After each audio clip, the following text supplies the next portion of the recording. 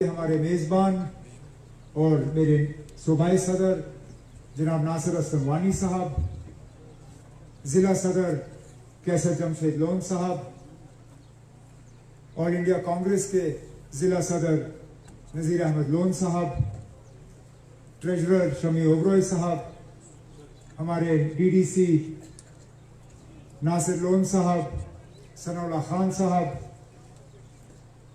यहाँ पे हमारे साथी सलामुद्दीन बजार साहब, दीन मोहम्मद चीता साहब, स्टेज के हमारे सेक्रेटरी अब्दुल रशीद खान साहब, यहाँ पे तमाम नेशनल कॉन्फ्रेंस और कांग्रेस के ज़ुमाए किराम, वर्कर हजरात, भाइयों, बुजुर्गों, नौजवान साथियों, आप सबको मेरी तरफ से अस्सलाम वालेकुम।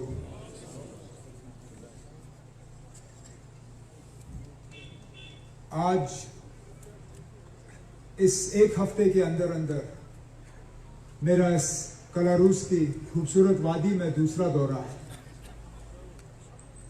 पहली मर्तबा आया तो बिना किसी सियासी मकसद लेके, उस वक्त कोई तकरीर नहीं की, कोई नारे नहीं लगाए, कोई मैंने आपसे मांग नहीं की, सिर्फ आया था सैलाब की वजह से जो यहाँ पे नुकसान हुआ है उसका मुआयना करने और थोड़ी बहुत आपकी मदद करने के लिए।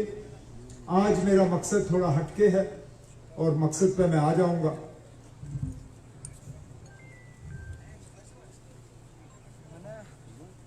जम्मू कश्मीर की रियासत, मैं इसको अभी भी रियासत ही कहता हूं क्योंकि मेरे गले से वो 5 अगस्त 2019 के जो बदलाव हम पे ठोसे गए वो मेरे गले से नहीं उतरते। तो मैं जब भी तकरीर में जम्मू कश्मीर का जिक्र करता हूं तो रियासत के हवाले से जिक्र करता हूं। लेकिन ये रियासत एक बहुत मुश्किल दौर से गुजर रही है। हम दोबारा उस खतरनाक मौके पे जो है नजदीकी से बढ़ने का काम कर रहे हैं। जिस सूरत हाल से बाबा कौम शेर कश्मीर शेख महमूद अब्दुल्ला ने हमें निकाला था, याद करें हमारे जो बुजुर्ग साथी हैं, नौजवानों को इसका पता ही नहीं, और खता हमारी है कि हम नौजवानों को इसके बारे में कुछ सिखा नहीं पाए। लेकिन याद करें जब शेर कश्मीर ने अपना दौर शुरू किया था तो हमारे हालात क्या थे। इक्तिसादी तौर हम गुलाम थे, सियासी तौर हम गुलाम थे, न हमें अपनी ज़मीन पे हक था, न हमें पानी पे हक था, न हवा पे हक था, नौकरियां तो दूर की बात, ज़बान पे ताला लगा हुआ था, न हम कुछ कह सकते थे, न हम शिकायत कर सकते थे, न हम कुछ मांग सकते थे। आज बदकिस्मती से 5 अगस्त 2019 के उस फैसले के बाद दोबारा हम उस दौर के तरफ जाने का काम कर रहे हैं, जहां एक बार फिर हमारी उन ज़मीनों को, हमारी उस पानी को, हमारे हवा को, हमारे रोजगार को, नौकरियों को, हमारी शनाख्त, पहचान, वकार, सारा कुछ हमसे छीना जा रहा है। जिस जमीन की आप खेती करते हो, जहां से आप मक्की उगाते हो, जहां से आप चावल उगाते हो, किसी के अखरोट के पेड़ हैं, किसी के बादाम के पेड़ हैं, कहीं जनूबी कश्मीर में कोई ज़ाफ़रान उगाता है। वो ज़मीन अगर यहाँ लोगों को मिली तो मिली कैसे? क्योंकि बाबा कौम शेर कश्मीर ने उस वक्त उस इक्तिसादी गुलामी से लोगों को निकालने का जो फैसला लिया कि बिना मुआवजा ज़मीन जो है वो आपके हवाले की, और उस कलम के एक दस्तखत से, चाहे वो ज़ैलदारी निज़ाम हो, चकदारी निज़ाम हो, ज़मींदारी का निज़ाम हो, सबको उससे आज़ाद किया। जो यहाँ पे माली इंटरेस्ट लिया जाता था, सूद लिया जाता था, उससे एक ही कलम के दस्तखत से लोगों को आज़ाद किया और यहाँ की गुर्बत जो है उसको कम करना शुरू किया।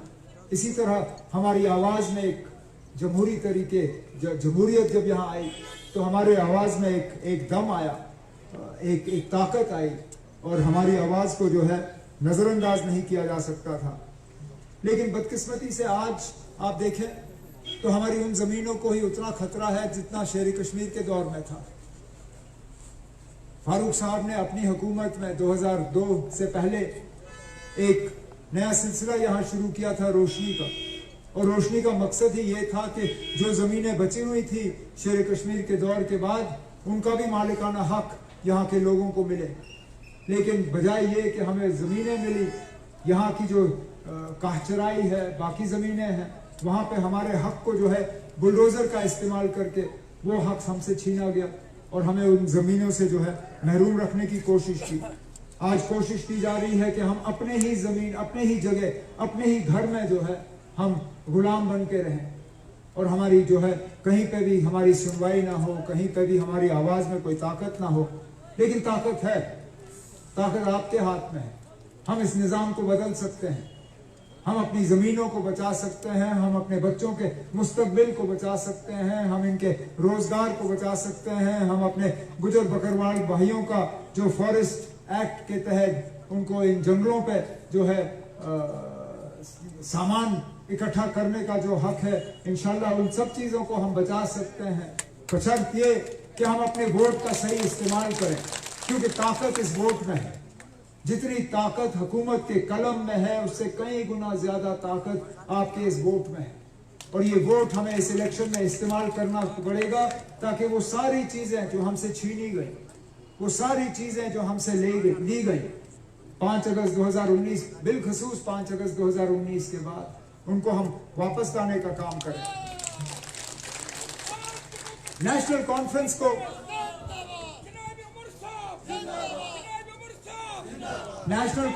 को जितना अफसोस नेशनल कॉन्फ्रेंस को है इन हालात को लेके, शायद किसी और को नहीं होगा, क्योंकि हम जानते हैं कुर्बानी देना किस चीज को कहते हैं, हम जानते हैं हालात का मुकाबला करना किस चीज को कहते हैं।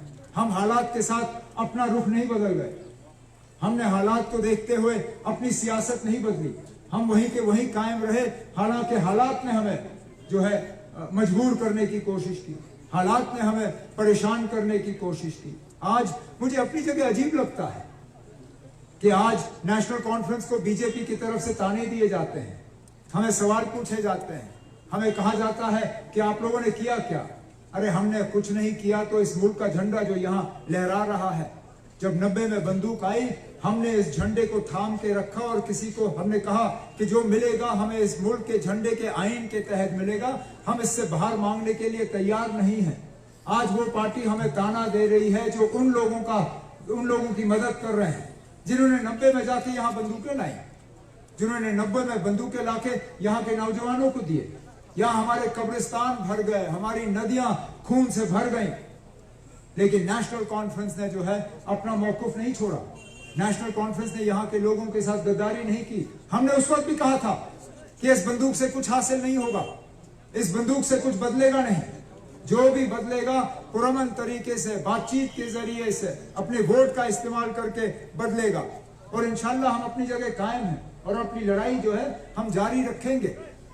जो आज इलेक्शन आने वाला है उसमें बेशक उम्मीदवार मैं हूं, वोट मैं आपसे मांग रहा हूं, लेकिन ये वोट आपने उमर अब्दुल्ला मुझे नहीं देना है, ये वोट आपने नेशनल कॉन्फ्रेंस को नहीं देना है, ये वोट आपने अपने लिए भी नहीं देना है, ये वोट आपने इस पूरी कौम के लिए देना है। क्योंकि जो लड़ाई हम लड़ने जा रहे हैं वो सिर्फ कलारूस की लड़ाई नहीं है, वो सिर्फ जिला कुपवारा की लड़ाई नहीं है, वो सिर्फ बारामूला पार्लिमानी हल्के की लड़ाई नहीं है, वो सिर्फ कश्मीर की वादी की लड़ाई नहीं है, वो इस पूरे कौम की लड़ाई है। और इंशाल्लाह इस लड़ाई में मैं कंधे से कंधा अपने साथियों के साथ मिलके इस लड़ाई में जो है हम कामयाबी हासिल करेंगे। इस इलेक्शन में एक फायदा हमें जरूर मिला है, हमें पता चल गया है कि वो कौन से लोग हैं जो फिरकापरस्त ताकतों की मदद करने के लिए अब सियासी मैदान में उतरे हुए हैं। हमें मालूम है कि बीजेपी के साथ हाथ मिला के इलेक्शन लड़ने वाले कौन है, हमें मालूम है कि नफरत फैलाने वाले यहाँ पे कौन है, हमें मालूम है यहाँ हमें अलग अलग तराजुओं में तोड़ने वाले लोग कौन है।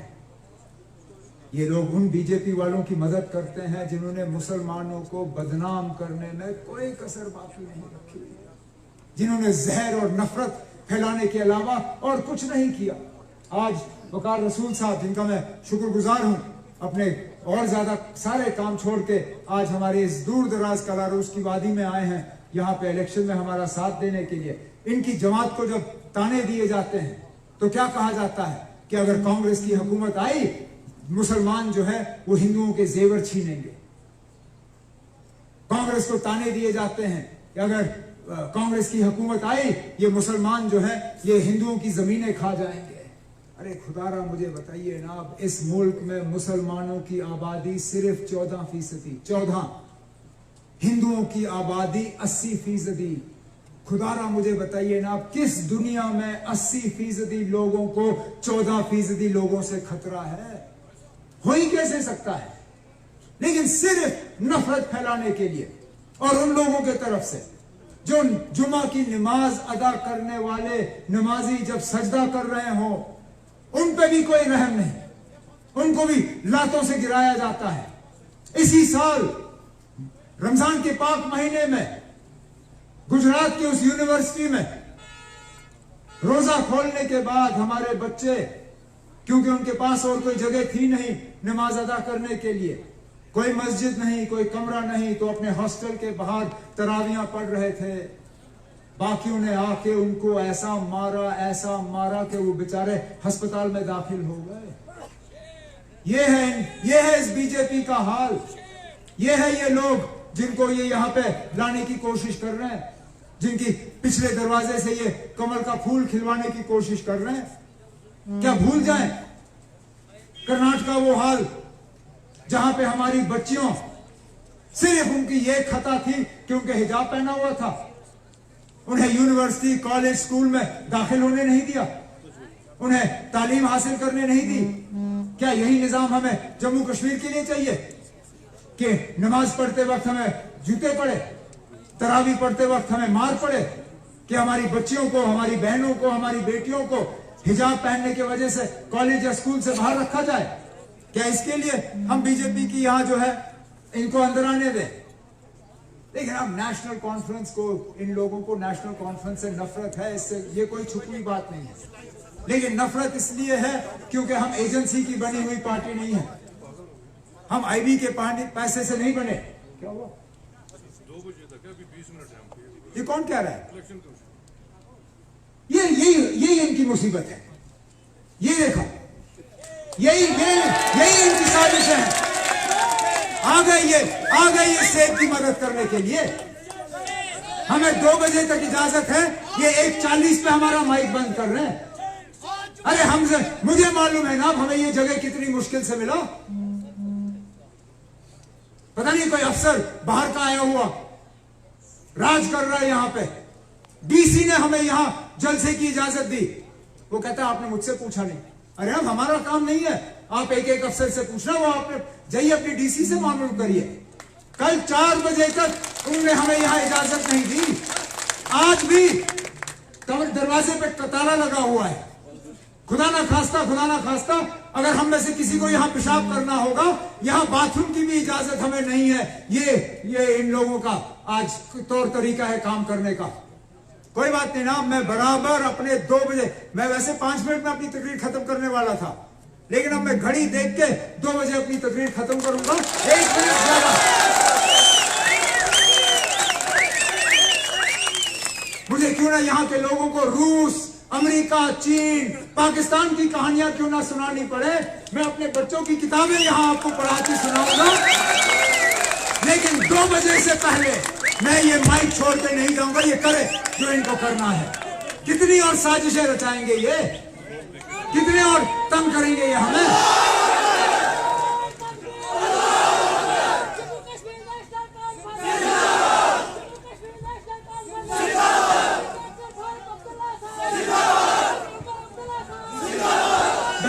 बैठो। जिनके साथ लोग नहीं होते ना, उनको ये हरबे इस्तेमाल करने होते हैं। जिनको जीत का यह एहसास होता है, या जिनको लगता है वो इलेक्शन जीतने वाले हैं, उनको इलेक्शन कमीशन के पीछे छुपने की जरूरत नहीं पड़ती। ये हमारे मुखालिफ हैं जिनके पैर हिल गए, जो बारामुल्ला के हमारे प्रोग्राम के बाद लगातार उनको हार्ट फेल होना शुरू हो गया है। जो कल चौधरी मोहम्मद रमजान साहब ने अपने इलाके में कामयाब प्रोग्राम रखे, उसके बाद उनके पैर और हिल गए, और आज कलारूस का ये प्रोग्राम देख के शायद अगले 6 महीने तक इनकी नींदें हराम होंगी। मेरे मुखालिफ जो उम्मीदवार हैं जिन्होंने यहाँ पर कल प्रोग्राम किया था, मुश्किल से 50 या 100 लोग थे उसके प्रोग्राम में शिरकत, और उसमें से कई सारे कुपाला से आए हुए थे। कई सारे कुपवारा से आए हुए थे, यहाँ लोकल 10-20 उनको मिले होंगे। नए जम्मू कश्मीर के ये लोग दावा करते हैं, बीजेपी को यहाँ पे फैलाने की कोशिश करते हैं। कौन सा नया जम्मू कश्मीर? आखिरकार कलारूस के लोगों को मिला क्या 5 अगस्त 2019 के बाद? क्या डीजीआई यहाँ भर्ती कराने के लिए? हमारे दौरे हुकूमत में दूर दराज इलाकों में डीजी आता था भर्ती कराने के लिए। अगर कद बराबर छाती बराबर, वहीं डीजी साहब ऑर्डर पे दस्तखत करके नौजवानों को पुलिस में भर्ती करा देते थे। इंशाअल्लाह इन लोगों के दौर में वो बंद हुआ नेशनल कॉन्फ्रेंस का, और यहाँ हमारे साथी जो है हम हुकूमत बनाएंगे और दोबारा यहाँ डीजी साहब को भेज के डीजी भर्ती यहाँ के नौजवानों की कराएंगे। हम रहबर तालीम के तहत यहाँ के दूर दराज पढ़े लिखे नौजवान वो मास्टर बनते थे, मास्टरानी बनते थे, उन्होंने उस दौर को बंद किया। कहते हैं नया जम्मू कश्मीर बनाया। वो मेरे दौर में यहां हमने वेरिफिकेशन का सिलसिला बंद किया, क्योंकि मुझे इस बात का एहसास था कि मिलिटेंट का बच्चा मिलिटेंट नहीं है, मिलिटेंट का दामाद मिलिटेंट नहीं है, मिलिटेंट का पोता मिलिटेंट नहीं है। खामखा हम अपने बच्चों को सजा दे रहे थे इस बात की जिस बात का उनसे कोई लेना देना नहीं था। अगर मिलिटेंट का बच्चा मिलिटेंट है तो खुदारा मुझे बताइए ना, सजाद लोग ने बंदूक नहीं उठाया था? उसको कैसे पासपोर्ट दिया आपने? उसके मिलिटेंट तंजीम का नाम सबको मालूम है यहाँ पे। उनके वालिद साहब खुद फारूक अब्दुल्ला साहब के पास आए थे इजाजत मांगने, जब फारूक साहब वजीर आला थे। कहा फारूक साहब मैं इजाजत लेने आया हूं। फारूक साहब ने सोचा मत उमरा पे जा रहे होंगे या कहीं जा रहे होंगे, तो फारूक साहब ने पूछा क्यों लोन साहब कहां जा रहे हो? कहा फारूक साहब मैं पार जा रहा हूं बंदूक लाने के लिए, मैं बंदूक ले आऊंगा। और फारूक साहब ने उस वक्त हाथ जोड़ के कहा लोन साहब मत करो, इसमें हमारे नौजवान तबाह हो जाएंगे, खून की नदियां बहेंगी, लेकिन बदलेगा कुछ नहीं। आपको पासपोर्ट नहीं नसीब, आपको सरकारी नौकरी नहीं नसीब, आप हर हफ्ते पुलिस थाने में जाके जो है आप अपनी हाजिरी दो और वहां पे बड़ा भाई छोटा भाई जो है वो रिश्ता बनाए। मेरी हुकूमत में हमने ये वेरिफिकेशन का सिलसिला बंद किया। पार जो हमारे भाई नौजवान जो ट्रेनिंग करने के लिए गए थे, जो बंदूक लेके वापस नहीं आना चाहते थे, उनके लिए हमने नेपाल से रास्ता खोला ताकि वो इज्जत से यहां वापस आए और बसें। और मुझे इस बात का फख्र है कि एक भी उनमें से ऐसा नहीं था जो वहां से वापस आके दोबारा मिलिटेंट बना। यहां रहे, बसे, कुछ ने इलेक्शन लड़के पंच सरपंच भी बने, मुलाजिम बने, इज्जत की रोजी रोटी कमा रहे हैं। इन लोगों ने क्या किया? नया जम्मू कश्मीर का दावा किया, लेकिन उसके अलावा और कुछ नहीं, सिर्फ और सिर्फ धोखा, सिर्फ और सिर्फ यहां पे लोगों को तंग करने का काम।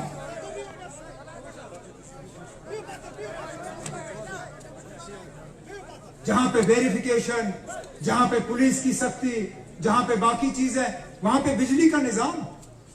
नया जम्मू कश्मीर, जब भी मैं इन प्रेस वालों, खासकर जो जम्मू कश्मीर से बाहर से आते हैं प्रेस वाले, वो हमेशा मुझसे पूछते हैं नया कश्मीर ने तो एक तूफान लाया होगा।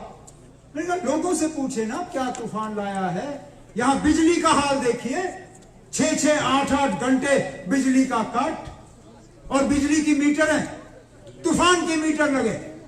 बिजली है नहीं, लेकिन बिल आपको महीने का मिलता है, और वो भी 1600, 1800, 2000, 14, ये 2500। और मीटर लगाने वाला कौन? वो भी हम अच्छी तरह से जानते हैं, जो मेरे मध्य मुकाबल मैदान में उतरा हुआ है, जिसने राज्यसभा में वजीर आजम साहब की मदद की, 1 बार नहीं, 2 बार नहीं, 3 बार। जब वहां डिप्टी चेयरमैन का इलेक्शन होना था, गैर हाजिर रहा, जो आज कलमदवात का उम्मीदवार है मेरे खिलाफ। क्यों गैर हाजिर रहा? बीजेपी को मदद पहुंचाने के लिए। जब ट्रिपल तलाक का बिल राज्यसभा में आया, जिस बिल को लेके मुसलमानों में थोड़ी परेशानी थी, उस बिल को पास कराने में यही कलमदवात का जो उम्मीदवार है, जो राज्यसभा का मेंबर था, उसे मदद की, फिर गैर हाजिर रहा। जब 370 का मामला आया 5 अगस्त 2019 को, आज कहता है मैंने कपड़े फाड़े। अरे ना, तुम्हारे कपड़े फाड़ने से हमें क्या मिला? उस वक्त अगर अपना वोट ही दर्ज कर देता, कम से कम हमें मालूम होता कि इसकी मुखालफत राज्यसभा में हुई। आपके कपड़े फाड़ने से तो हमने कौन सा आपका सीना देखना है? हमें तो आपका वोट देखना था, हमें आपकी आवाज सुननी थी। अब आप मुझे पार्लियामेंट कल भेजोगे और मैं पार्लियामेंट के अंदर जाने के बजाय बाहर रह के कपड़े फाड़ूं, आपको उससे क्या हासिल होगा? कुछ नहीं, कुछ नहीं मिलेगा। आप मुझे वोट दोगे ताकि मैं दिल्ली जाके पार्लियामेंट के अंदर आपकी नुमाइंदगी करूं, आपके लिए बात करूं, आपके जज्बातों की तर्जुमानी करूं। कपड़े तो मैं यहां कुपवारा के चौक में भी खड़े होकर फाड़ सकता हूं, मुझे फिर दिल्ली जाके फाड़ने की कोई जरूरत नहीं है। तो मत करें गलती, ये कपड़ा फाड़ने वाले हम भेजेंगे। अब ना, मेरा भी गला सूख गया, आप भी धूप में बैठे बैठे थक गए। इलेक्शन कमीशन वालों को हम ये 10 मिनट जो है यहां से तोहफे के तौर पे दे देते हैं, ले जाओ, रखो।